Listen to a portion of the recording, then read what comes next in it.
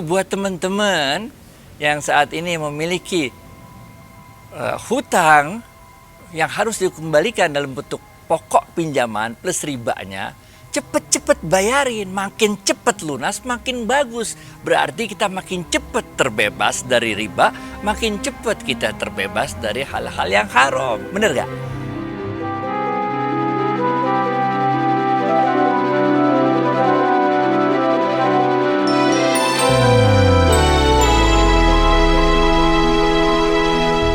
Assalamualaikum Ustadz, apa kabar? Waalaikumsalam warahmatullahi. Baik, insyaallah. Sehat, berkah, bahagia, amin. Alhamdulillah. Ustadz, ini mengenai hutang riba. Seru nih, dimana kita harus bayar pokok hutang dan ribanya, ya kan? Akan tetapi, kan kita tahu ini riba, maka kita bayar pokoknya aja dong, nggak perlu bayar itu ngamplang sekalian, karena dosa kan tuh riba. Ada aja lu pertanyaannya. Jadi kalau kita bisa kalau kita bisa terangin sebetulnya ini ada dua sisi, oke? Sisi orang yang memberikan pinjaman dan mengharapkan adanya pengembalian pokok beserta ribanya, oke? Sisi yang kedua adalah sisi orang yang menerima pinjaman dan harus mengembalikan pokok beserta ribanya, oke? Jadi ada dua sisi nih. Kita harus lihat hadis-hadisnya Rasulullah SAW, asbabun wurudnya, sebabnya, dan ditujukan pada kelompok yang mana. Kelompok yang pertama, yaitu orang yang minjemin duit dengan meminta pengembalian beserta ribanya, dengan orang yang menerima pinjaman yang harus mengembalikan pokok beserta ribanya. Benar gak? Ada dua. Kita bahas satu-satu ya, benar gak? Yang pertama, untuk orang yang pertama, yaitu orang-orang yang minjemin uang dan mengharapkan pengembaliannya berupa pokok plus ribanya, maka Rasulullah SAW menyarankan kepada mereka agar tidak mengambil ribanya, ambil pokoknya aja. Benar gak? Dalam sebuah hadis yang diriwayatkan oleh Imam Baihaqi, waktu itu diceritakan di Madinah, orang-orang Yahudi Bani Nazir yang berkhianat dan berusaha untuk membunuh Rasulullah SAW diusir dari Madinah oleh Rasulullah SAW.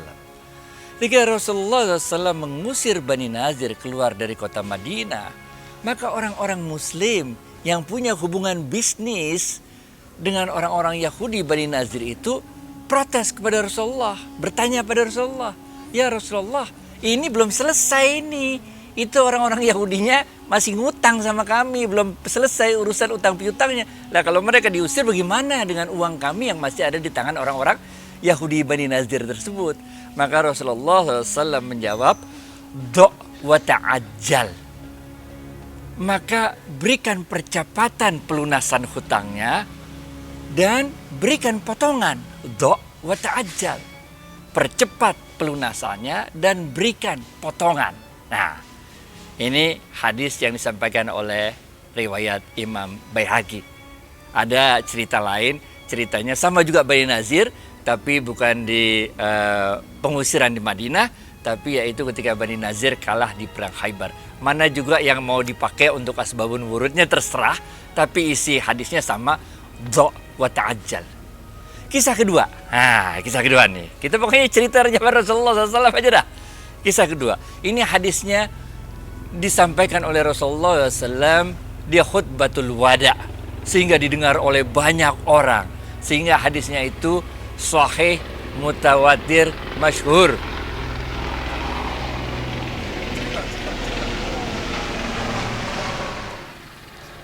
Hadis kedua adalah hadis yang disampaikan oleh Rasulullah SAW pada saat khutbatul wada, haji terakhirnya, haji pertama dan terakhir Rasulullah SAW. Sehingga hadis ini didengar oleh banyak orang, sehingga hadisnya itu sahih, mutawatir, masyhur. Benar ya?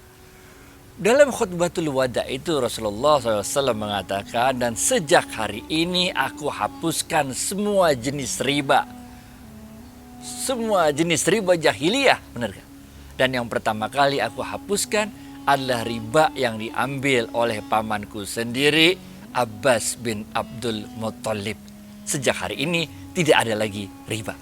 Nah, jadi kita lihat apa yang disampaikan oleh Rasulullah SAW untuk kelompok pertama, yaitu orang-orang yang minjemin duit dan meminta pengembaliannya pokok plus riba, itu do'wat ajal, selesai, jangan ambil lagi riba. Udah, yang udah lampau, tobat, selesai.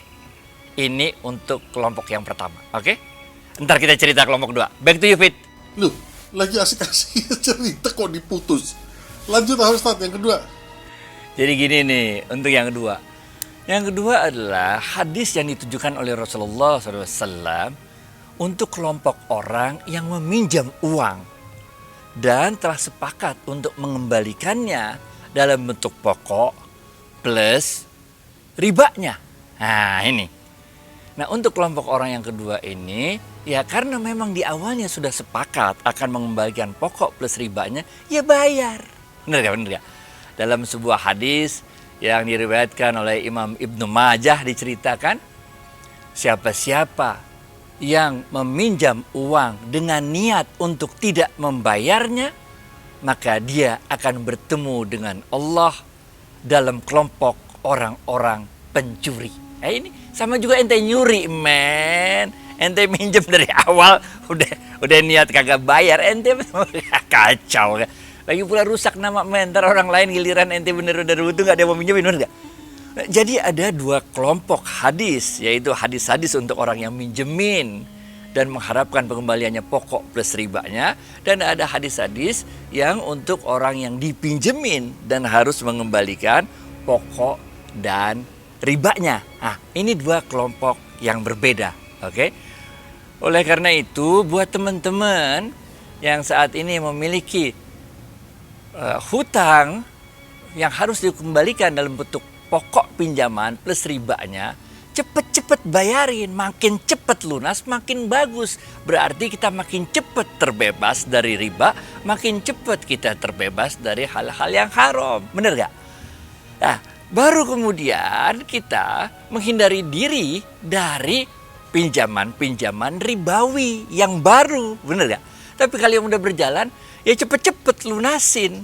Makin cepet lunasnya, makin bagus. Karena berarti makin cepet kita melepaskan diri dari riba. Dan riba itu udah jelas haramnya. Back to you, Fit. Siap, Ustaz. Nah, ini agak sensitif nih, Ustaz. Adalah suatu kebaikan memberikan penangguhan terhadap utang. Apalagi membebaskan seseorang dari hutangnya. Bagaimana sikap Bank Syariah terhadap hal ini? Iya. Ini seru nih, bener gak? Jadi dalam episode yang sebelumnya kita udah bahas siapa-siapa yang minjemin uang ke saudaranya, maka selama uang itu dipakai, misalnya selama kita pinjemin 6 bulan, bener gak? Maka selama 6 bulan itu kita dapat pahala setara dengan jumlah uang kita pinjemin itu tiap harinya sedekah sebanyak itu, bener gak? Bahkan pada bulan gak bisa bayar, kemudian kita kasih lagi tangguh bayarannya, maka hadisnya mengatakan, hadis riwayat Imam Ahmad, dia dapat 2 kali lipat tiap harinya, setara dengan sedekah 2 kali lipat tiap harinya, bener gak? Tapi kalau dia benar-benar wa'ingkana zu usratin fanaziratun illa maisarah wa anta saddaqu khairul lakum. Tapi kalau dia benar-benar, udahlah, lunaslah, kita ikhlasin aja, itu lebih baik bagi kita. Ini sebabnya ingat gak episode yang awal-awal, bahwa harta itu adalah rezeki yang paling rendah. Ini men, itu udah harta kita pinjam orang, bener gak? Belum jadi rezeki kita, bener gak? Gimana caranya supaya rezeki itu bisa jadi, harta itu bisa rezeki kita? Ya udah, itu pinjaman yang gak kebayarnya kita bilang, wa anta saddaqu khairul lakum, bener gak? Udah deh, lunas, bener. Ketika kita bilang lunas itu, maka harta atau hutang yang tidak bisa dibayar oleh orang itu berubah menjadi rezeki kita.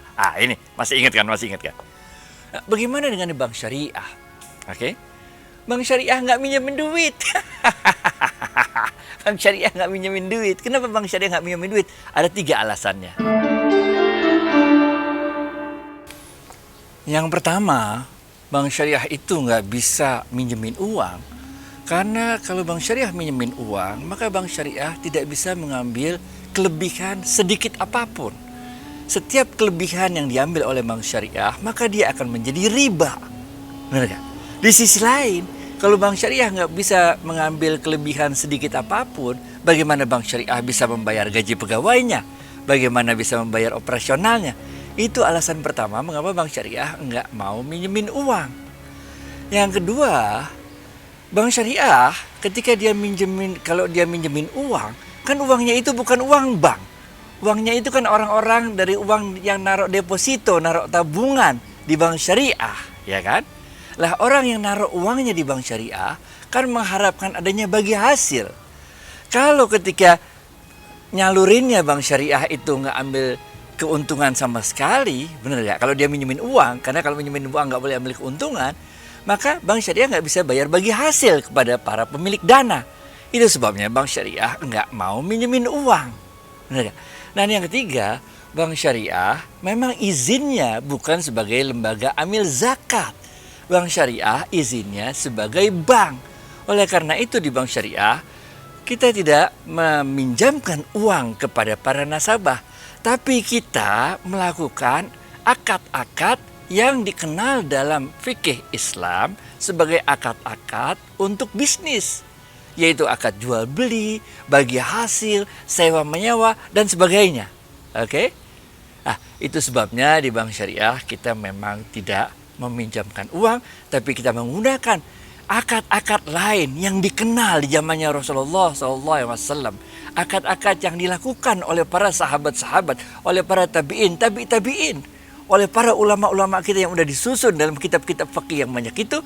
Itulah akad-akad yang dilakukan oleh bank syariah. Back to you, Fit. Wah, mantap penjelasannya Ustadz. Namun demikian, banyak sekali dari kita yang tidak mengetahui hal-hal seperti ini. Mana yang riba, mana yang haram, mana yang mengikuti syariah. Bahkan apa itu syariah aja juga belum tentu ngerti. Iya kan?